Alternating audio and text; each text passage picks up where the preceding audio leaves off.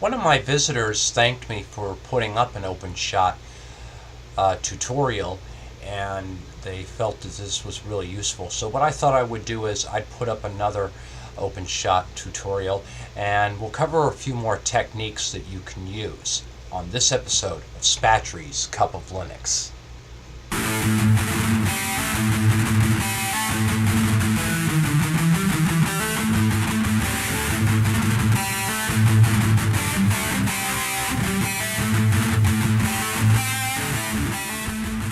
Okay, let's get started. The first thing I like to do whenever I'm making a video is to save the project before I even put anything in here. So let's go ahead and save this project as. Okay, and I like to give it a nice a lot of room to work with. So I'm going to tell that I want 30.0 minutes at high def, 29.97 frames per second, which is the NTSC standard here in the United States. If you are in Europe, you may want to go with the 1080 pixel 25 frames per second for the PAL standard. Okay, and then we're going to select where we want to save this to, Other, and we will navigate to the folder we're working in, and we will save it in the Customize folder because I just filmed an episode on customizing the new Ubuntu 11.10, so we will save it there.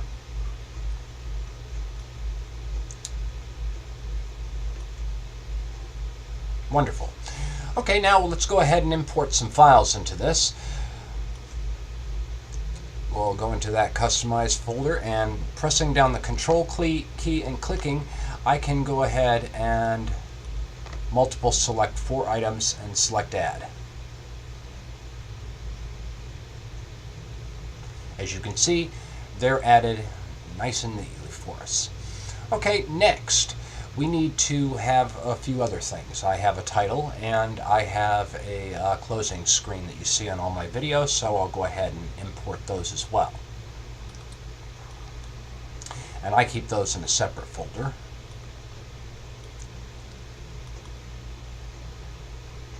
And we've got my end title and my regular title.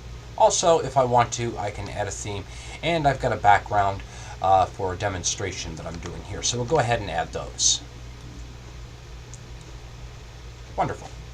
Okay, now I made a nice little introduction, and so I'm going to just go ahead and throw this on the line before anything even starts.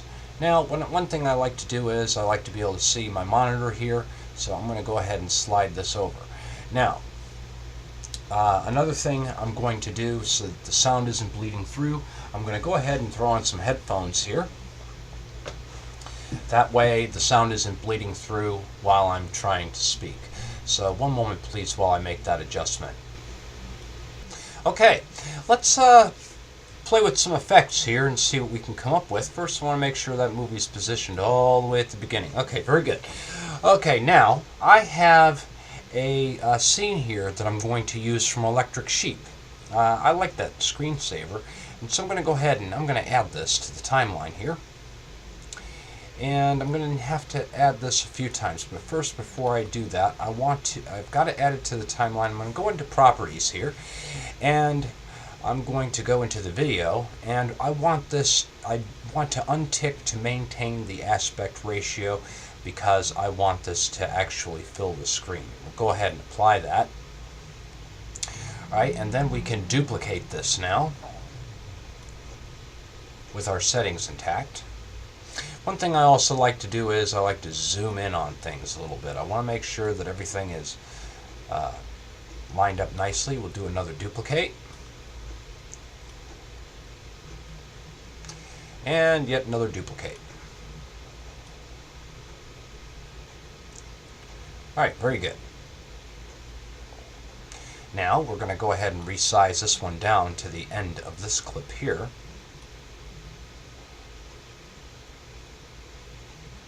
Sometimes it helps to move the playhead all the way to the end.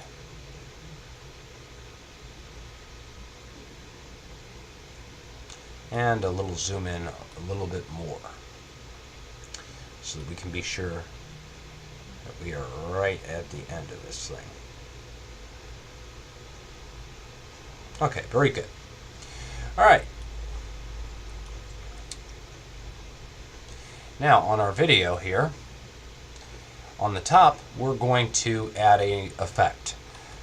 Now you can see that I have this red background here. I'm going to try and key this out. Now you will notice that the color isn't quite perfectly even. So I don't know if keying this out is going to work, but we can give it a try and see.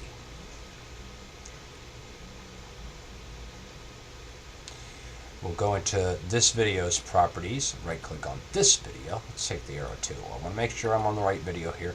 Go into properties. And then we will go into effects.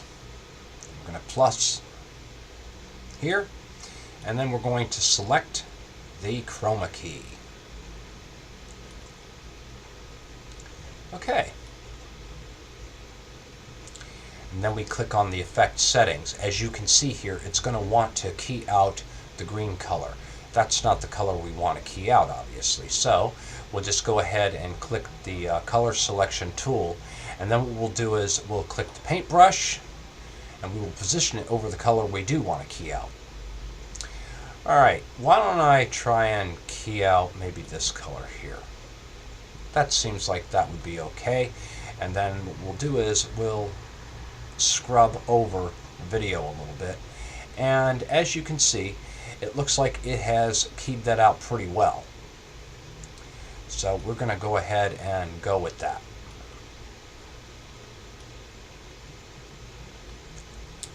So we'll go ahead.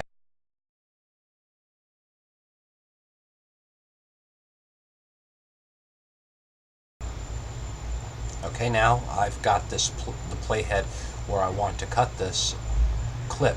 So I've got my cut tool here, or resize tool I should say, and I'm just going to slide this all the way down to the line here. Okay, very good. And then let's go ahead and grab another piece here. Let me go ahead and zoom back into the 1 second. Maybe even 3 seconds, that's fine.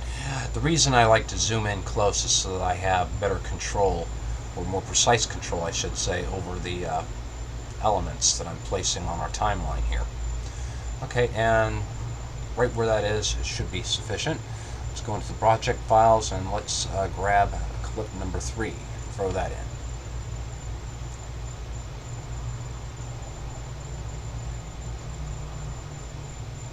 Okay, and then this one's going to be clipped as well.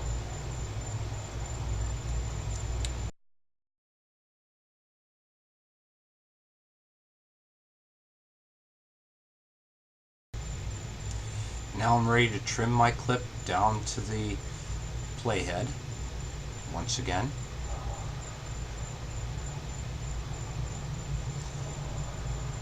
Go back into our project files. Let me zoom the resolution on this once again.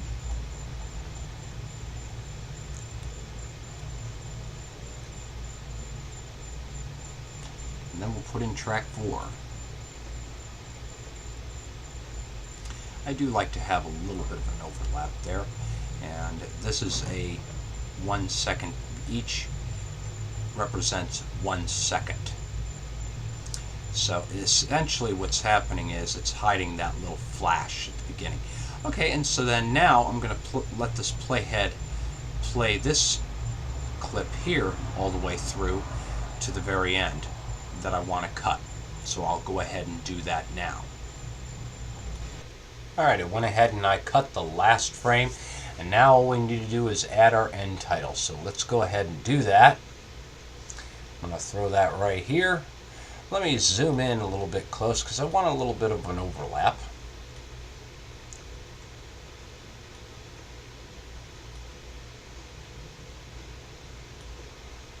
And take the arrow tool here to do that. There we go. Okay, and I'm going to stretch this out a little bit. because I've never done any effects on my end titles, so why don't we try that now? Alright, we're going to save this, because Openshot does crash once in a while, so anytime you're adding a clip and you've cut it to the place you want, save it, just in case it decides to freeze up.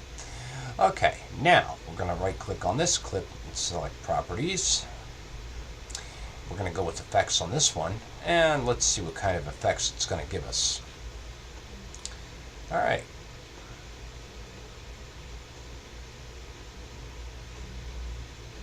I wonder if there's an old film effect in here.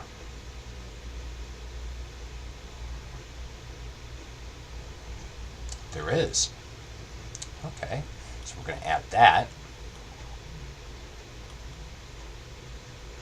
Let's see how that's going to look.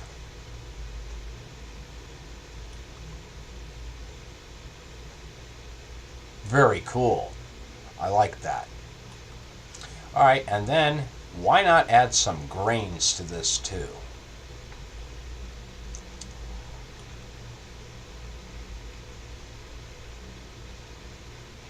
I know I saw that in the list, so we'll go ahead and throw that in there too. So we'll put some old grain on there. And you know, you can tweak these too. Alright, let's see how that looks.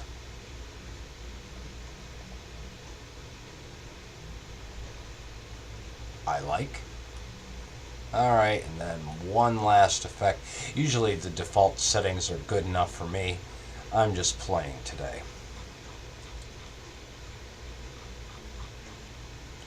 Alright, so let's get some old lines in here too. And let's see how that looks.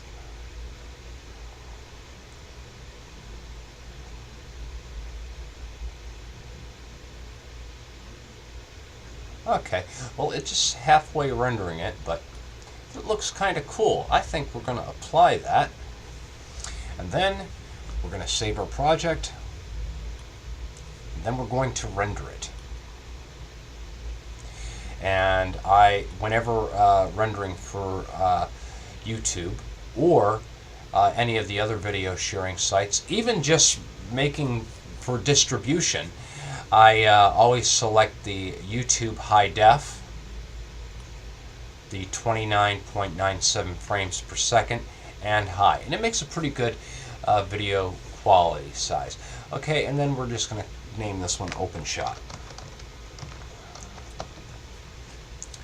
And we will go ahead and export the video. And then you will see this episode online before this one that I'm filming now, I promise you. If you thought this was useful, please hit the like and subscribe buttons. And oh, I lost my train of thought. Don't you hate it when that happens? Okay, well, now that you saw the show, go pick out another episode. And thanks for watching.